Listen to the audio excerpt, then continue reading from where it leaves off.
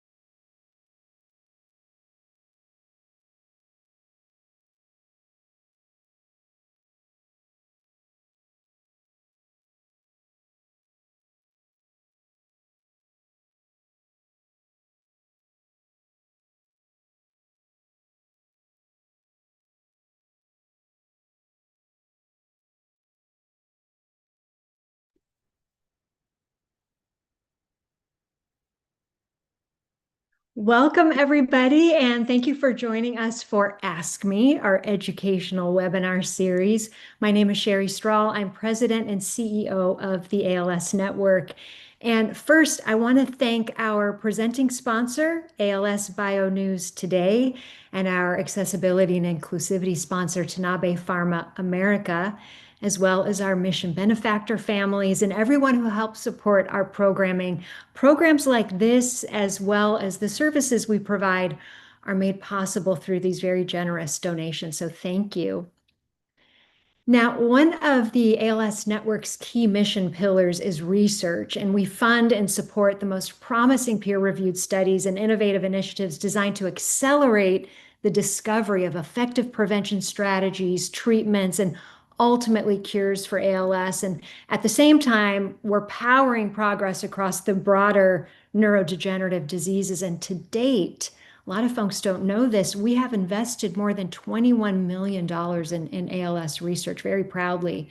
And we recently shared that ALS1 is becoming a part of the ALS network. And this is very good news because together we will accelerate research even further, expand care, and advance technologies that improve outcomes for people living with ALS. And this strategic integration brings together ALS1's Massachusetts-based research and care partnerships and alongside ALS Network's global research initiatives, national advocacy programs, and locally led care services. And this is all just strengthened by expanded operational scale. So through these combined efforts and continued technology advancements, people living with ALS and their families will benefit from this increased investment in research, ultimately easier access to clinical trials, and then also enhanced care services. So it's a big moment, it's a proud moment. And for more information, please visit the FAQ page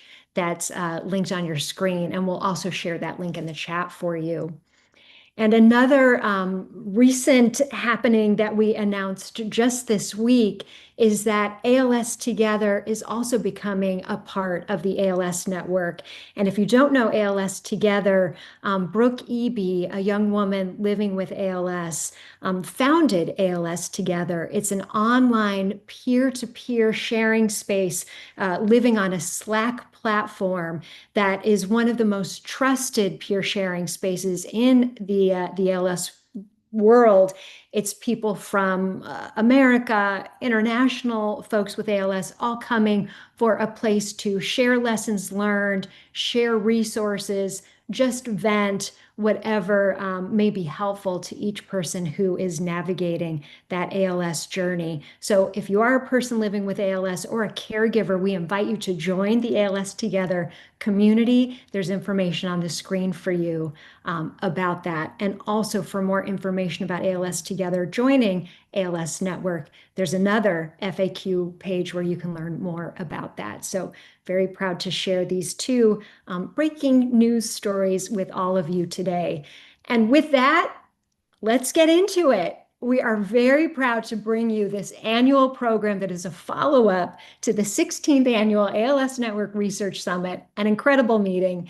The ALS Network has been the founding sponsor of the summit since its inception, and we're grateful to collaborate with some of the country's leading ALS scientists and clinicians like the ones we have here tonight. So presenting the latest and greatest in ALS research is the chair of the ALS Network Scientific Advisory Committee, Dr. Clive Svensson, who is the executive director of the Cedars-Sinai Regenerative Medicine Institute, as well as Dr. Sarah Doherty, the ALS Network Senior Director of Research.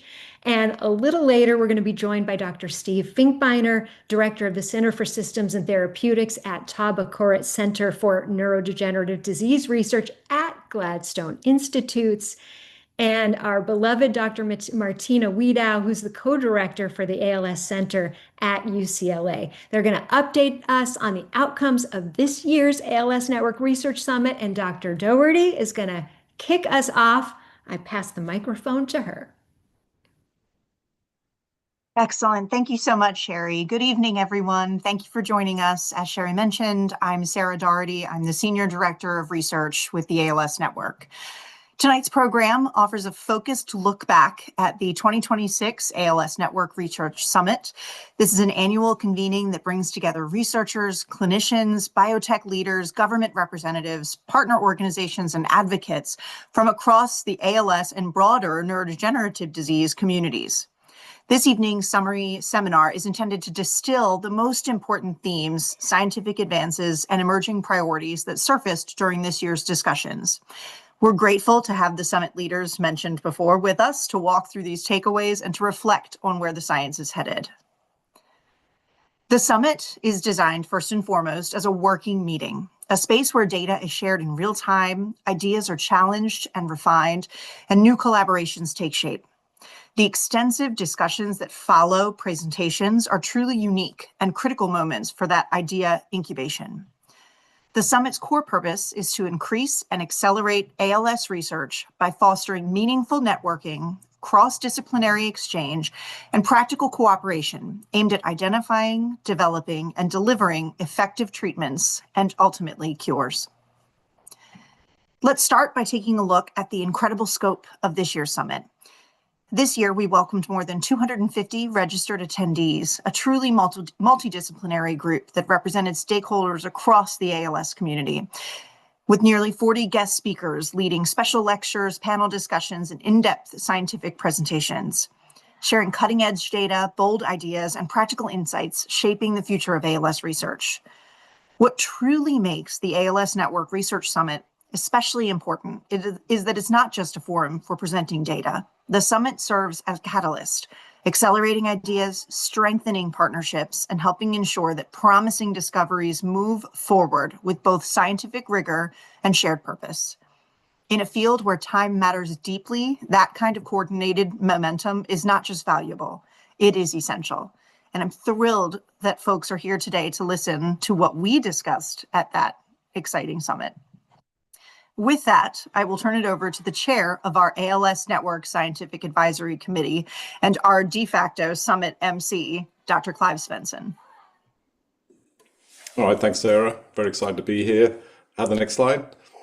So this year we had an incredibly exciting meeting, and Steve and Martina are going to really update you on some of the highlights. We talked about biomarkers, that's really important for clinical trials. Gene therapy, these are new products coming on the market for certain types of ALS. And we all know about SOD1 and some of the gene therapy approaches there that are in the clinic, and some of which are being approved. We talked about modeling ALS, the next one. Precision medicine, this means maybe, we call ALS ALS, but we now know there are subtypes of ALS, and we're starting to understand more and more about those subtypes and starting to develop drugs to target these subtypes of ALS. So we had good discussions about that. Next one. The viruses, in fact, you're looking there at the chair of neurology from Cedars-Sinai, Nancy Sykott, and together with a group, we talked about virus infection and could that be a trigger for ALS, and what is the evidence for that? The next one. Clinical trials, again, you'll hear a bit more from Martina about that. We always update the exciting new clinical trials and what industry is doing, how they're getting involved with ALS and all of our goals to understand more about the disease and look for new treatments. Next slide. We have a number of outcomes. I think one of the first was looking at how we can make these biomarkers, turn them into things that could be used in patients. The next one. There's obviously, we're learning more from other diseases, particularly frontotemporal dementia, which shares a common gene format, C9orf72, which can cause either frontotemporal dementia or ALS. And so we're kind of understanding how these work together. And by understanding one, we'll understand more about the other. The next one. And then again, how precision therapies may be able to affect some of the different aspects of ALS and really help us, these gene therapies, specifically targeting different forms of ALS, help us develop new therapies. Even for rare forms of genetic disease that we know cause ALS, we may be able to understand more about these diseases and come up with some more specific therapies. And we had Neil Schneider visiting us from the East Coast, who's looking at a FUS mutation, for example. It's very rare in ALS, but he's developing a therapy just against that very rare mutation. And we had a good, robust discussion about that and some very exciting data coming out from Neil's lab and others. Next slide. Okay, just keep going. If you keep going through this one, I'll make some comments once they're all there. Again, I sort of talking about some of these aspects, but we've definitely talked about how models, we can make stem cell models now of the disease, which is really interesting. Merit Chakovich was here again from the East Coast, thinking about designing new clinical trials that you might be able to be enrolled in soon, one called MyMatch, where we're going to look at your biomarkers from your individual blood sample and then decide which trial to put you in from different options based on your biomarkers, and that's coming up. How are we going to also just in general increase expanded access and look at ways that we can improve clinical trial design? And of course, industry is playing a large role in our progression in this disease, particularly on these RNA targeted drugs, and how we can actually learn from toforsen, which again I mentioned at the beginning, is one of the really few drugs in ALS that seems to be having a massive impact on patients with SOD1 ALS, have a mutation that causes ALS in the SOD1 gene, and how we can use the information we got from the toforsen trial to understand more about new trial designs. And as I mentioned, some of those will be targeted to specific forms of ALS if you have a specific mutation.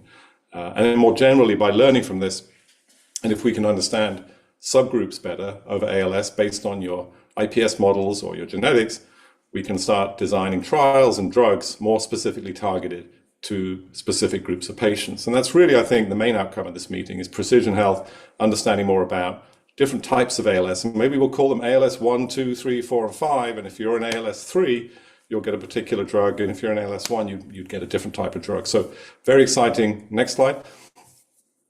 Keep going. All of this led to new targets and thoughts about how we can design new diseases for ALS. We also talked about advanced imaging. There's transport in the nucleus that seems to be a failure in ALS. And then we finished off with thinking about how we'll keep innovating in the space, and through new funding and new grants from the ALS network, we're trying to synergize and produce effects that one lab might not be able to get. But if we can all work together, collaborate, we can have much bigger and better and faster outcomes. So that was really, I think, the theme this year was working together, learning from other diseases, and then progressing and producing more treatment ideas for ALS. Next slide. Jim Barber is really the grandfather of the ALS network, who really founded us and the idea. We had the awards in his name every year for $1,000 for the poster presenters. And so this was very exciting. The next slide.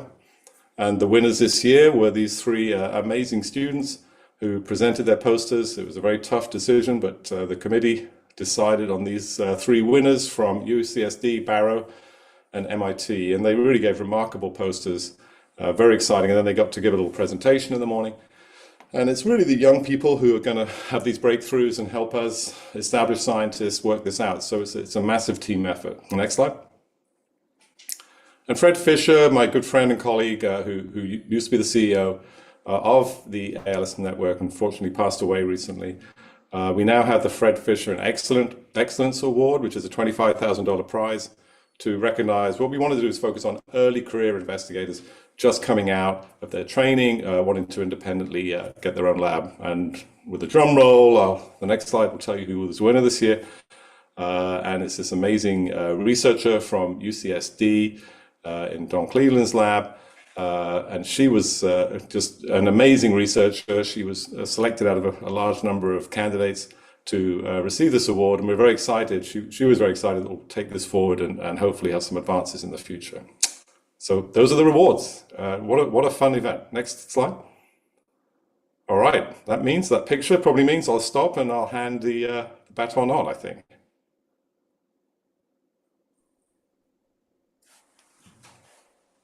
Great. So I think it's my turn now to talk about the clinical updates. Martina, welcome. Okay, Yes. thank you very much. We'll talk in a minute. Sorry. Okay, bye.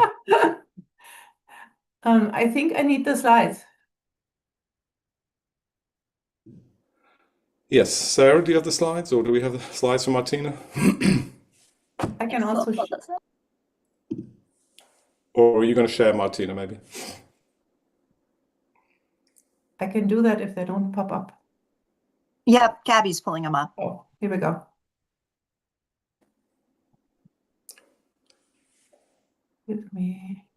And I'll just introduce Martina as a fantastic neurologist focusing on ALS at UCLA. Martina, go ahead. All right. So, yeah, thank you very much. It's a great honor to be here and be able to give updates on the clinical aspects of the summit. I'm here aiming for a concise summary of the clinical updates, and I will present the information by timeline a little bit.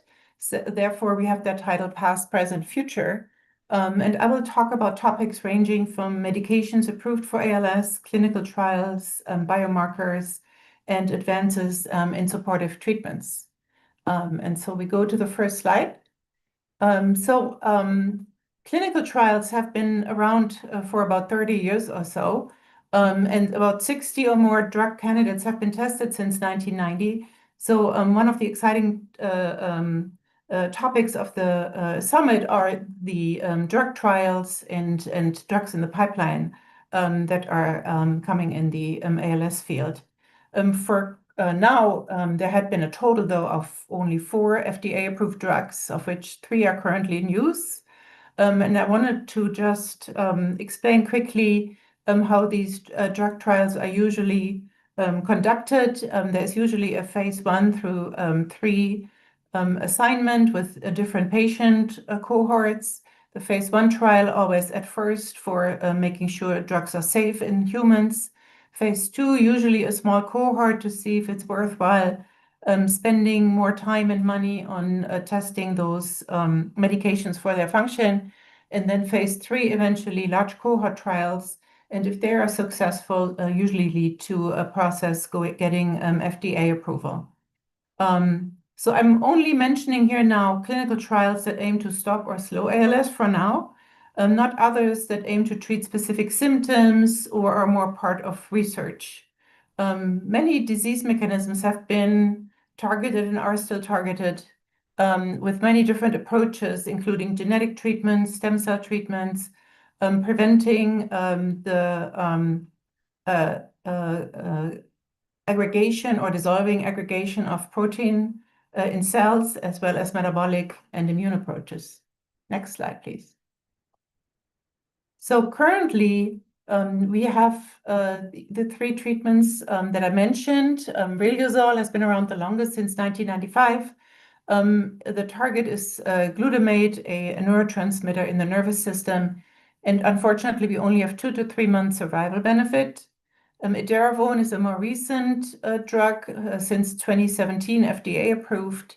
It targets free radicals in the nervous system and has about 2 to 3 months functional benefit.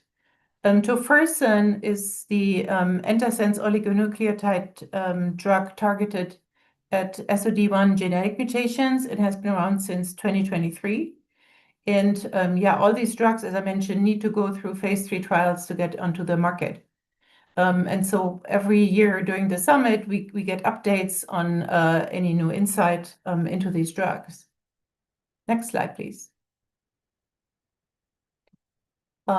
So currently, we have drugs also in the clinical pipeline, and during the summit, we focused on a few of them, and there are many more potential drug candidates that are at various stages in the pipeline for ALS drug trials.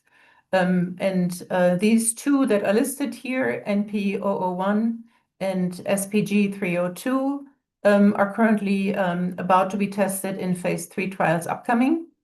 The NP001 is a drug that targets the immune system. It has been tested previously for a large group of ALS patients. It did not show an average improvement in patients, but in subgroups of patients, it may have been beneficial, and therefore there is now a planned phase 3 trial, hopefully coming up soon in specific subgroups of patients with ALS. The SPG302 drug has been tested so far in phase 2 trials, and the maker of the drug plans a phase 3 trial coming up very soon. And then importantly, we heard also about updates about the Healy platform. You may be familiar with that. It has been around for several years. It is mainly a form, an approach to testing drugs where multiple drugs can be tested in parallel at the same time.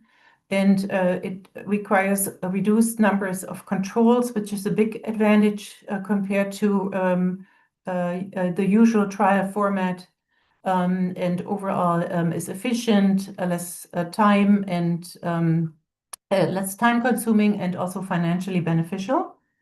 For anybody here who wants to understand what's currently going on in drug trials in ALS, and also understanding which trials are currently enrolling across the United States, please go to clinicaltrials.gov, and they have very comprehensive information about that.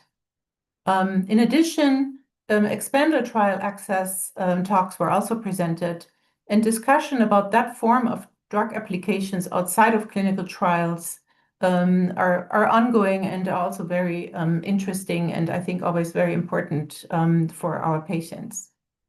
Next slide, please. In addition, we talked about genetic approaches. I mentioned tofersen has been around since 2023. It targets one of the known gene mutations, SOD1, and was FDA approved, but only about 1% or less of ALS patients are eligible, because that's the number of patients who may have that SOD1 drug mutation. So efforts are underway to identify potential other antisense drugs. One of the targets is the FUS mutation. There has been a phase 2 trial already, and a phase 3 trial is underway with actually positive case publications. In addition, there was a C9orf72 antisense trial. C9orf is the most common gene mutation in ALS of all the gene mutations we have identified in familial disease. And unfortunately, the initial trial was not effective, but there are additional preclinical studies ongoing to help develop that drug as well. Next one. So that leads us to future trials or trial opportunities, and I think Steven Finkbeiner is probably going to talk more about that type of research leading up to that as well. So we have multiple targets where drugs are in the pipeline, including genetic mutations, inflammation, oxidative stress, different cellular pathways of metabolism, and as well as small molecules, motor neuron survival, also, of course, stem cell approaches. And this is just a very wide variation based on disease mechanisms that we know in ALS. In a specific interesting drug that was presented during the meeting was called SYF2, which affects TDP-43 protein deposition, which is widespread and very well described in motor neurons in ALS. Next slide. So other discussions were around tools to improve therapies in ALS, and particularly biomarkers. Those are tests that can help diagnose ALS hopefully earlier and assess disease progression. And a lot of different factors, a lot of different tests and tools can be biomarkers. Currently, we have one biomarker that most people, I think, would agree on is a pretty well established now and good biomarker, which is called neurofilament light chain, which can be measured in spinal fluid and in blood, and is a product that is from the nerve cells themselves.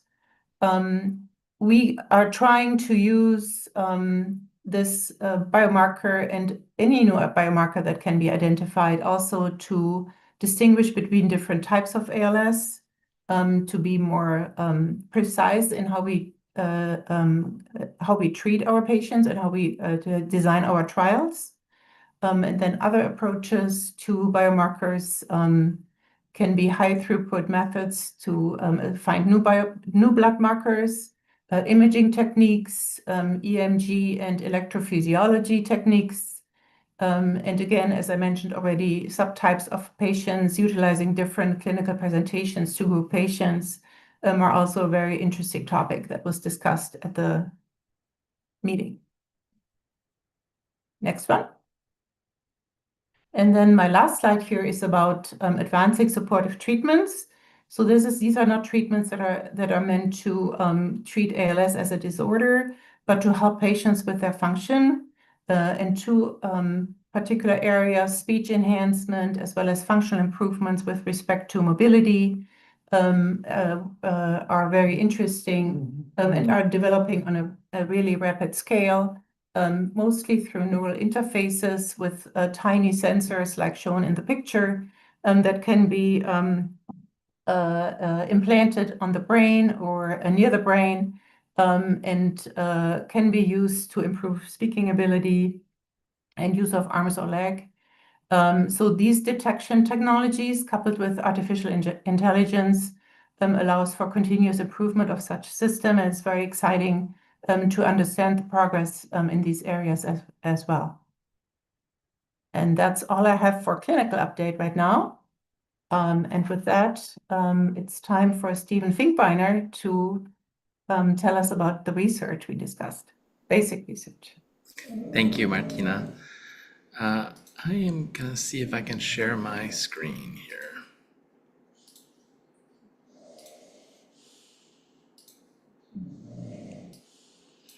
Okay.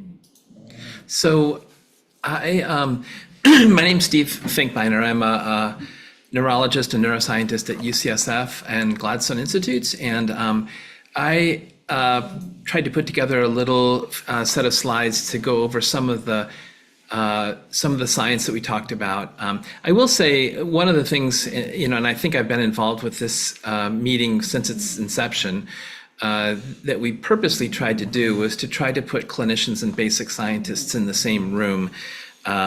That's a really uncommon meeting format for the folks in the audience. It's usually, most meetings are either basic science or clinical science.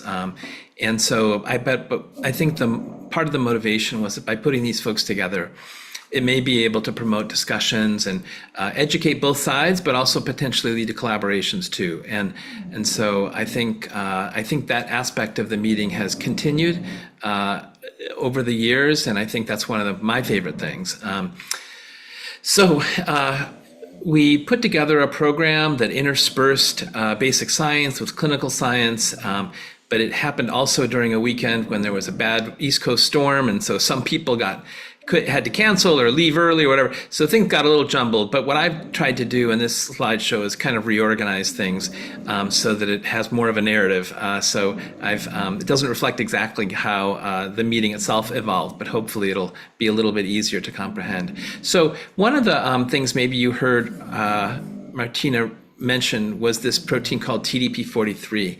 And its full name is TAR DNA binding protein 43. It binds DNA and it binds to RNA, and it does important tasks, essentially taking genes that get newly made and splicing them together so that they get made into proper proteins. It's a really important protein for ALS. It turns out that if we look at people's brain tissue or spinal cord tissue from ALS, almost 98% of patients with ALS have abnormal deposits of TDP43.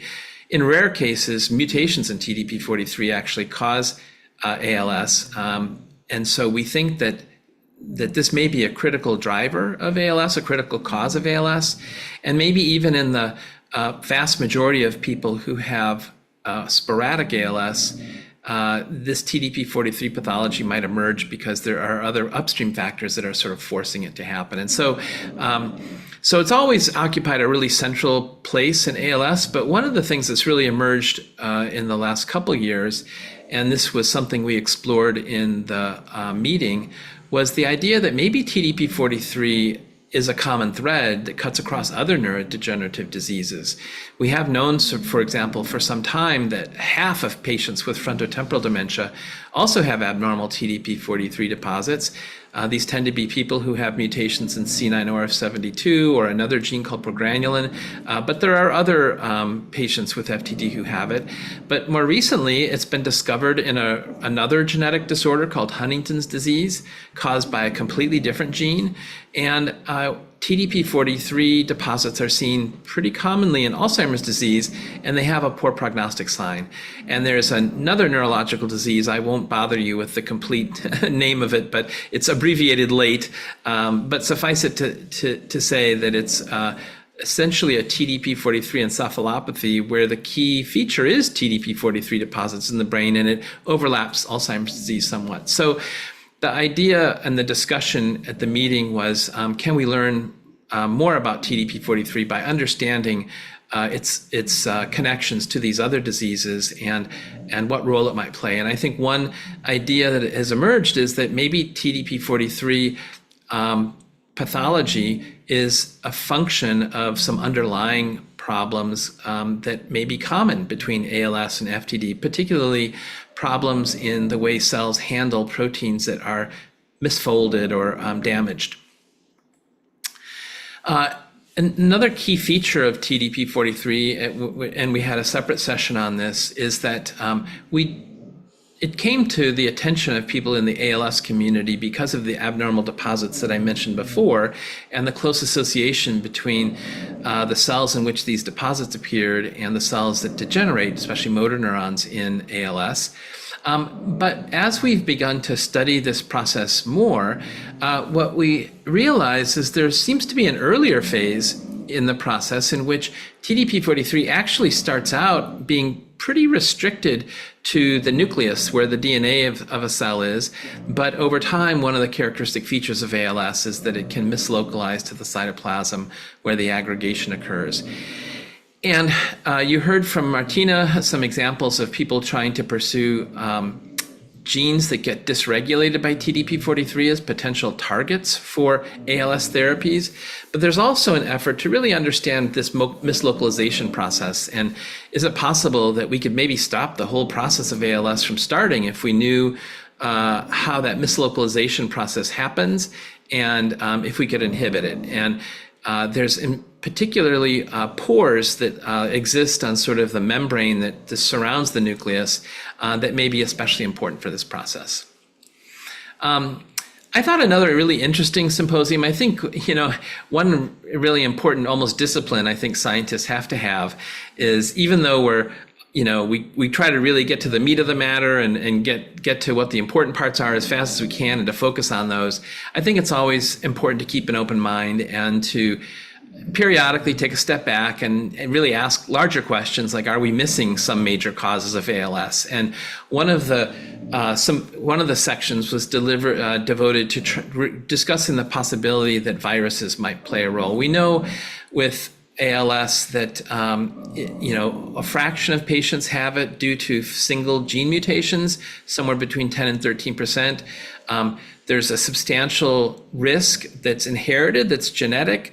Even if it's not a single gene mutation, that may be as much as 40 to 60% of the risk, but that still leaves almost half of the risk of ALS, especially for idiopathic patients, being non-genetic factors, which could be environmental factors, including aging, as well as maybe viral infection. And so we had some interesting discussions. Viruses now have been strongly linked to Alzheimer's disease and multiple sclerosis and other neurological disorders. Could they play a role in ALS?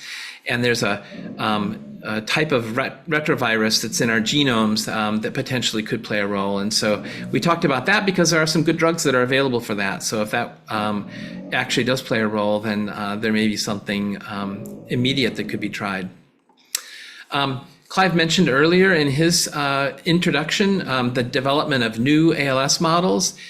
This is really important for the process of discovering mechanisms and really figuring out which ones we should try in patients if they look promising. And so what we want to continually do is to see if we can make the models we work on in the laboratory as predictive as possible of what's going on in patients, so that there's a greater chance that what we find in the lab can move on and be successful in the clinic. And we heard a bunch of presentations at this meeting about ways that people are improving their models. Historically, we've focused a lot on motor neurons, which are obviously the neurons that are most affected in ALS and die. But we know that other brain cells play important roles, like cells called glia, microglia. You heard from Martina, for example, mention of inflammation, and those cells are important for that process. Obviously, another really important cell for ALS are the muscle cells that the neurons connect to that enable people to control their motor movements.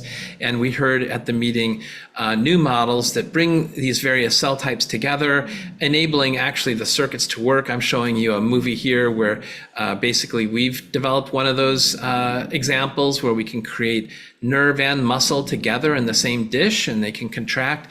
And Clive has developed some really exciting technology called organ on a chip, where you can provide a platform for these cell models, and that makes it easier to look for therapeutics, to be able to bring in things like blood-brain barrier and blood flow and other things that make these models more similar to what we see in people, and then hopefully more reflective of what's happening.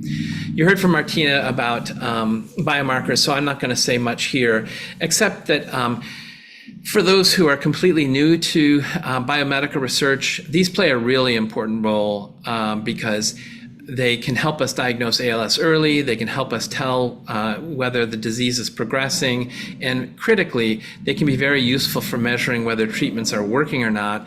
And they can do so sooner and with fewer people usually than a full-blown clinical trial where we're looking at endpoint measurements. And so for all those reasons, these things can really accelerate ALS therapeutics by making clinical trials less expensive and detecting effects earlier. And Clive mentioned this issue before. One of the challenges with ALS, and it's been a question that in fact Clive and I've pursued together now for several years, is this issue about, is ALS one disease or many diseases? And that may be a surprising question to some in the audience who kind of think ALS is ALS. But it's important to remember that ALS gets defined primarily clinically. So by basically, certain clinical features have to be present in the patient, and then we also have to exclude other possibilities that could look like ALS. But just because everyone, meets those clinical criteria for ALS, it doesn't necessarily mean that they all have the same underlying cause for their ALS, the same molecular cause. Importantly, they may not benefit from the same treatment. So you could imagine a subset of patients have the same underlying cause. And if we did clinical trials, but we don't know who that subgroup is, they could actually appear to fail, even if the drug we're testing actually benefits a subgroup of those people. And so we heard from people like Merritt and others trying to do precision medicine. Neil Schneider was another one, trying to really identify the people who would most likely benefit the most. And that's where biomarkers can be very helpful too, so that when we do clinical trials, if we are testing a drug and it is effective, we want to make sure we can demonstrate it by structuring the trials this way.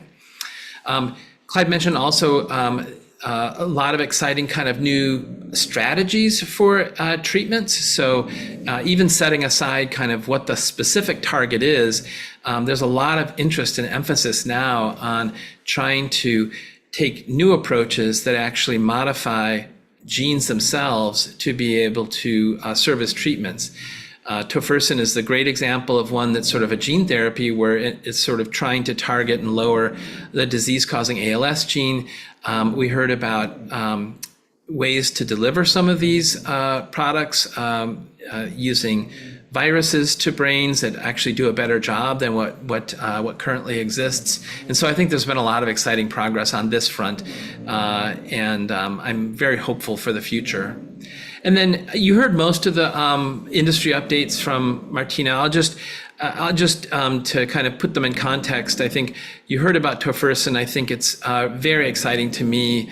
It's the first time I can remember where a therapy for a neurodegenerative disease has led to a recovery of some function in some patients. And excitingly, they're going to try to test it now in non-SOD1 ALS to see if it might play a role.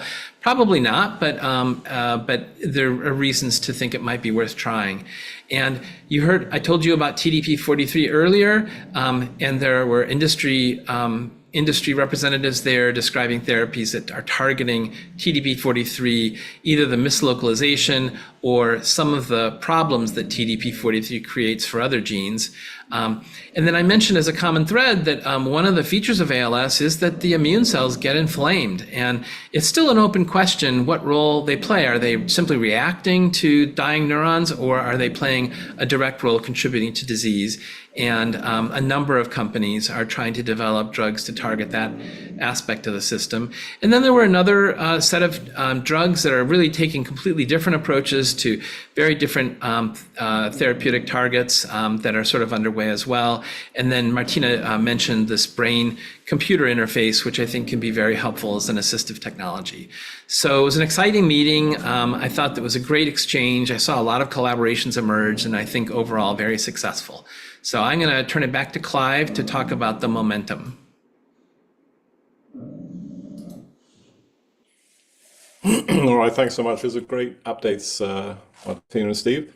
So we have I think we'll switch back to the other slide set, and I'll finish off with a few thoughts and comments on momentum. And I just go back to Steve's point of why I enjoy this meeting so much. It's combination of clinical and research, but we also have industry partners there. People from Ionis, the company that developed a lot of the work that went into the Biogen trial was done at Ionis, who's a Californian company, actually. Other companies there who you all know create the drugs that are currently available for patients are also present. And so it's just a very exciting and energetic few days that we had. Now, are there any more slides, Sarah? I think, is there another set coming up? Or am I not seeing the right screen? That was,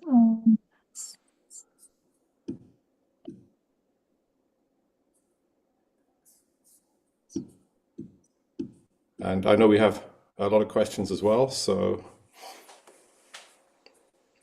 It looks like Gabby's working on it, pulling the slides up. Okay. I mean, we could start with some questions, Sarah, if she can't get them up. Sure, I can jump in, Clive. And if everybody wants to come back on screen, we have lots of questions that will definitely take us through the next 15 minutes and probably then some.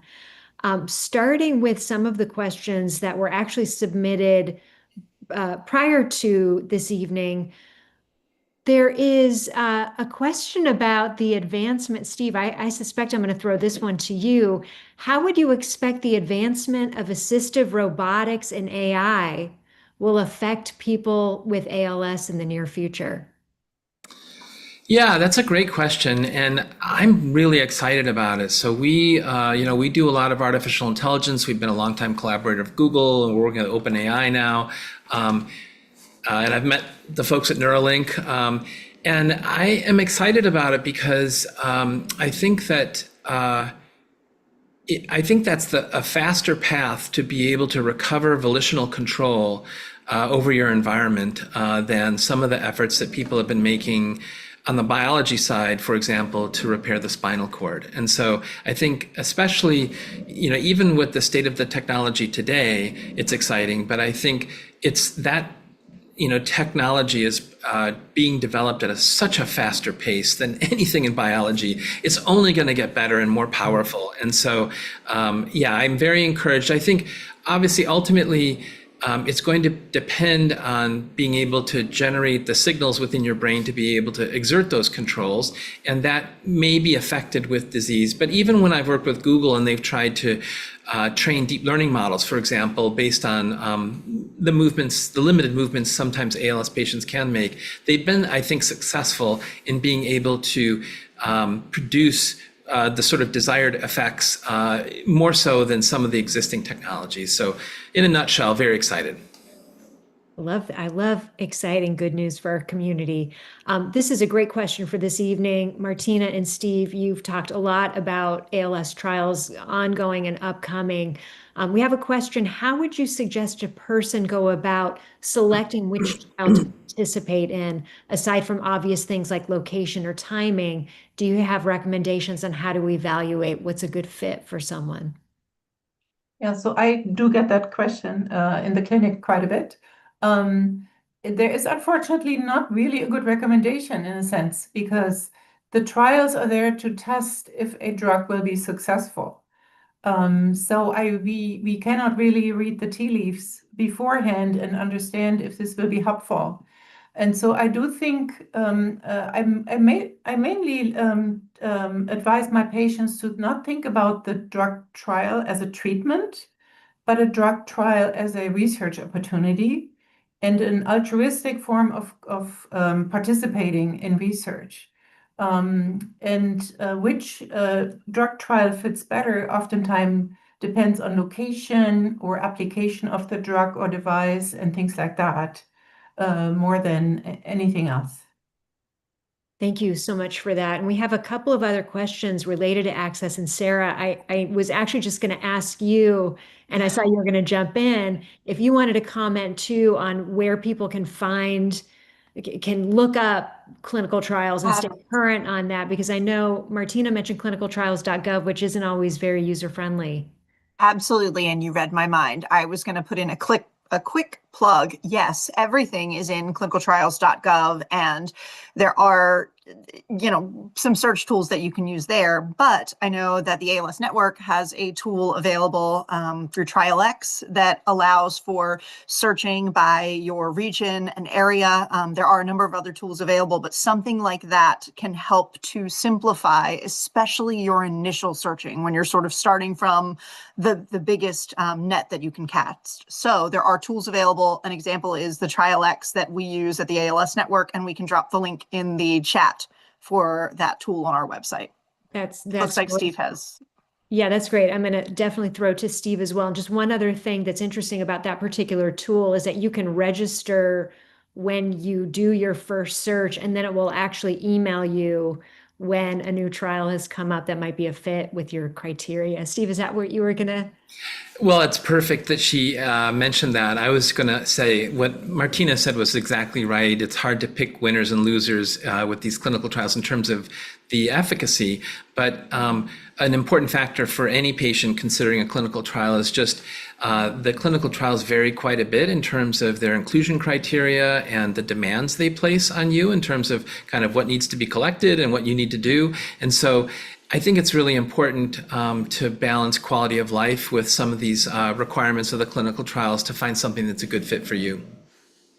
That's an excellent point. Thank you for adding that. And sort of a related question that came in tied to eligibility criteria for clinical trials. We know commonly it's a maximum of 24 months after symptom onset, but it can take such a long time to diagnose ALS that can leave a lot of people without research participation opportunities. Why is that the maximum? Why is 24 months after symptom onset the magic number? So one of the goals that is accomplished by that is trying to keep research groups relatively homogeneous. We already spoke about that a lot of patients look different from each other, and it may be sometimes hard to interpret results from groups like that.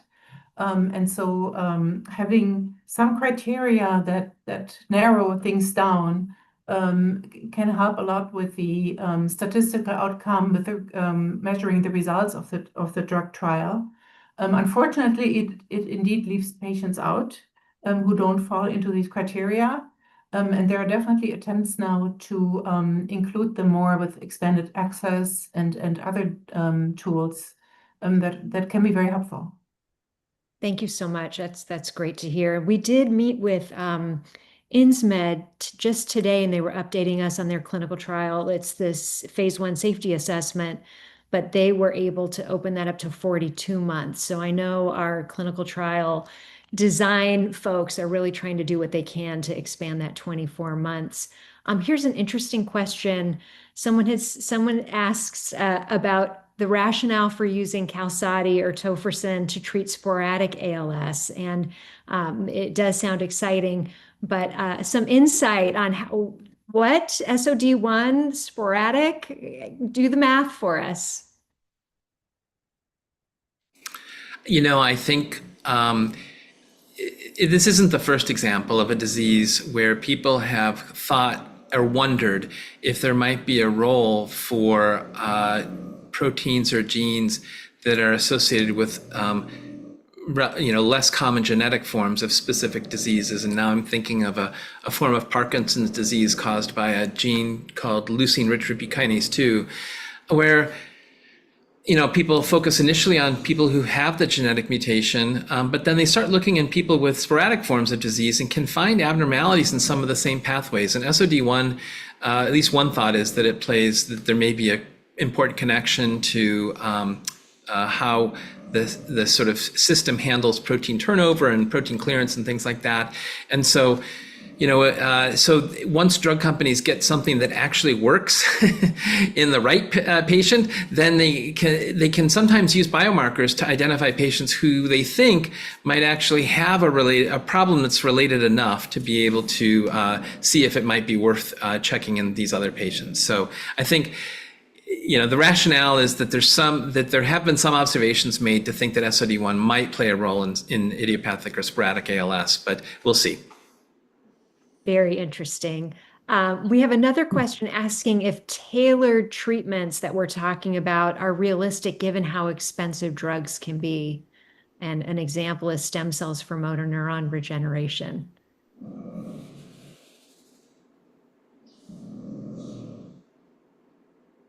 Do you want to jump into? Yeah. I can try that one. The tailored treatments indeed will be very expensive. That also take a long time currently to generate. We mentioned briefly Neil Schneider's approach during our talk, where we try to give individual patients who may not have one of the well-known and treatable genetic conditions a treatment. I think at this time it is very expensive, but it may come down in the future if we can indeed utilize more like AI type approaches and things like that. But I don't think we have really a good predictive model for that yet. Thank you for that. And yeah, I hear you on the idea that it's very expensive now, but if it works, we'll find a way to then bring the cost down. But first, let's get something that works. Get something that works. We have a question from a familiar name from our summit. Someone who wants to ask if there are any suitable high throughput ALS models, animal, organoid, etc., that are suitable for screening pre-existing FDA-approved therapeutics for off-label use for ALS treatment. So there are models, oftentimes cell-based models, for example, where huge groups of molecules that are already known and tested, etc., are being tested for this particular application, like in ALS. Those are have been studied, I think, for years. And a lot of this research also leads to new ideas as to which drugs could be repurposed for ALS. And so this is definitely something that is pretty mainstream, I would say.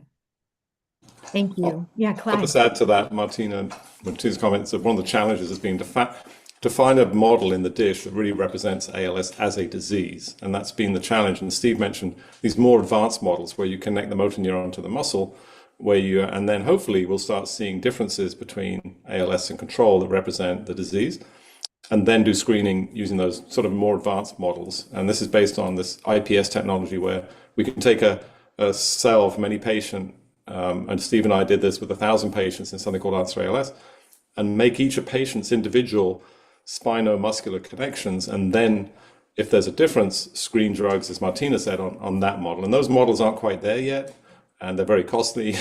But just like drug development, we've got to get a model that works. Let's get the model, as Sherry said, working to show a difference in ALS control, and then we'll find the money to do the big screens. And the ALS network, I'm sure, will be very supportive of those sort of screens. But they have to have a value. They have to reflect something in the patient.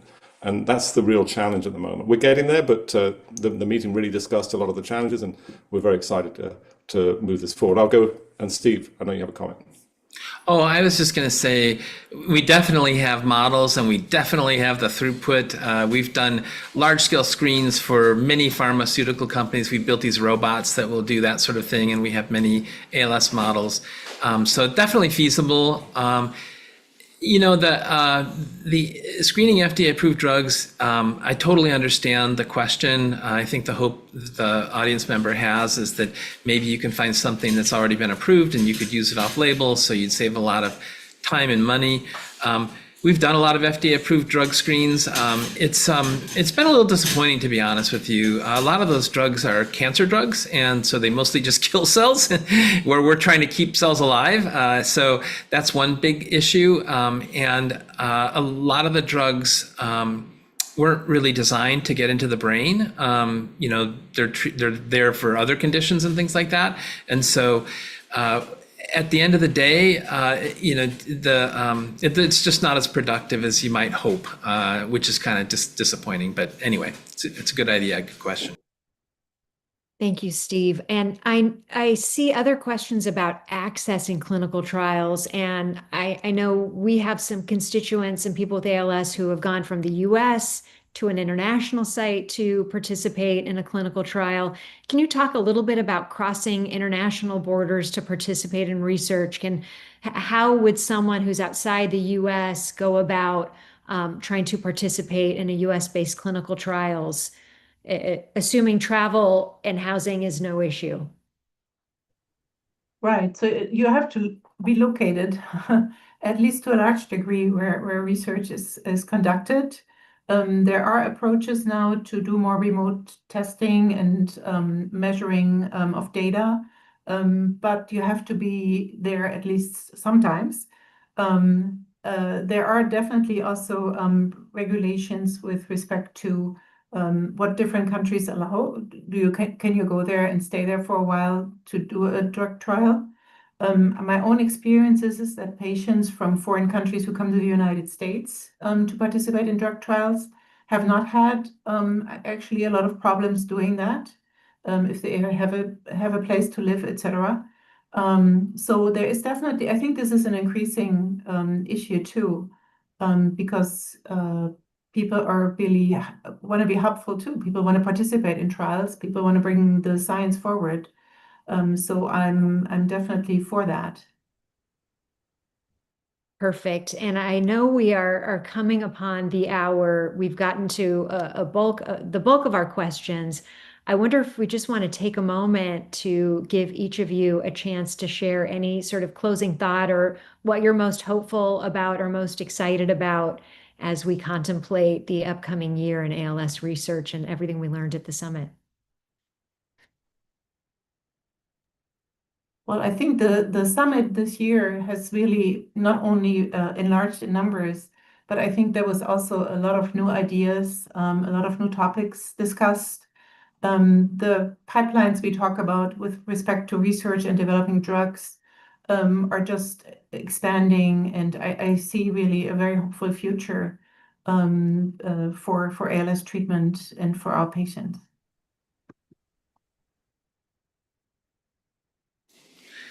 Yeah, I think it feels like a multi-pronged approach, and just like I said, every time I tell the tofersen story, I get goosebumps as a neurologist, because just like seeing functional recovery, I mean, I didn't think that was even possible, and it's hard to overstate the impact that's had even on the drug developing industry community. There've been, I've been in this field for a while, and some people felt like it was just impossible. And so to show that it's possible and that it's, I think has been very encouraging. It's created a lot of interest. We have a lot of interest to do academic industry partnerships around ALS. We just finished a big one with Genentech targeting TDP-43.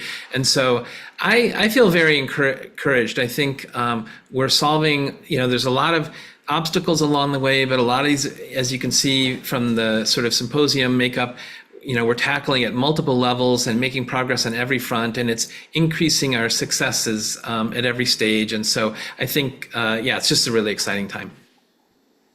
So I'll finish up and just reflect those thoughts. I'll just leave us on a thought of this meeting, which I've been going to for 16 years, and Martina a little longer, as that was starting when I got here, and how the ALS Network has picked this up. Remember that the tofersen story started in San Diego with Richard Smith. And he really kicked this off. And I remember the very first one or two meetings were all about this antisense technology. But back then, the only funders of this work were the Golden West chapter and now the ALS Network. It takes these kind of charities and organizations who are devoted to this science to pick the winners. And tofersen would never have been here if funding agencies like the ALS Network hadn't chipped in early to get it off the ground, and then industry takes over. And we de-risk things. And, there's some new ideas coming out this year that we heard about. And remember, 15% of ALS is genetic. So if we can do it for the SOD1, we theoretically can have a go at many of the other types of mutations that cause ALS. And then finally, if Steve's right, and there are subtypes of ALS, there's a picture there with all these different colored patients. Theoretically, if we can find causes for subtypes of ALS, then we can get clusters and keep moving through this, start with SOD1, but move through now these different subtypes of ALS and develop therapies for each individual cluster. That is kind of amazing. And it's combined technologies, genomics, iPS stem cell technology, and all the collaboration we've done in California over the last years, and all the grants we gave out as part of the network, thank you, Sherry, this year, that's going into these investigators for the first time. We have our own funding. It's also greased the wheels enormously. And I know we have more people this year than ever before, and I'm sure they'd all love to come to this meeting, but also we have grants to give out, which people get excited about, because now we can not only talk about it, but then when people go away, we'll get some great applications for new ideas and new technologies. And then finally finish on the technology, right? Having ability, in addition to understanding the disease, putting electrodes in the brain that can now stimulate muscle via an AI interface. So exciting, guys. And I think we shouldn't be thinking of any one thing. We should be thinking, let's come together, lots of shots on goal for ALS. And if you can't get a wearable device that's going to help you, or an electrode, we'll be looking at the mechanisms. So even if you fall out of one group that we've uncovered a treatment for, you might fall into another group. So we're all hopeful. Be very, very exciting. That is my dog saying the postman's here, and I think saying we're over, because I'll just keep going otherwise. Thanks, everybody. So beautifully done. Sarah, did you want to add anything before we close? Clive hit it right on the head. I was going to say that the highlight for me was really sitting there in the room and feeling the innovation at work, just seeing all of these talks, and then knowing that that's where we, ALS Network, want to put our money where our mouth is. We are investing in this innovation. And so as I sat there in the room during the summit, I couldn't help but think, oh, wow, I hope this comes in as an application next year. Or, oh, wow, that partnership would be a really incredible innovation grant. And so a mini plug for the fact that our second round of ALS Network innovation grants will be coming up again this year. So bring us those ideas. We're hoping for the LOIs to be open mid-March, but just the innovation is absolutely incredible and astounding. Yeah, we are definitely all in. We are all in, heart, soul, and raising those dollars. Well, thank you so much, all of you, incredible speakers. You did such a beautiful job. And thank you to our audience for joining us today. We are very grateful to each of you for being a part of our community. And of course, once again, a big thanks to all of our sponsors for their support. And if you have questions or we didn't get to answer your question tonight, or if you have questions about the services offered at the ALS Network, you can always email us at askme@alsnetwork.org. And the ALS Network brings our community together in lots of different ways throughout the year, creating help and hope and community and all sorts of good feelings together. We're in this together. And for people living with ALS today, and of course for those who will be impacted tomorrow. So there's celebratory and meaningful gatherings that provide opportunities for connection and raise awareness and funds to benefit ALS Network's mission priorities. So go to events.alsnetwork.org and you can learn how you can join us.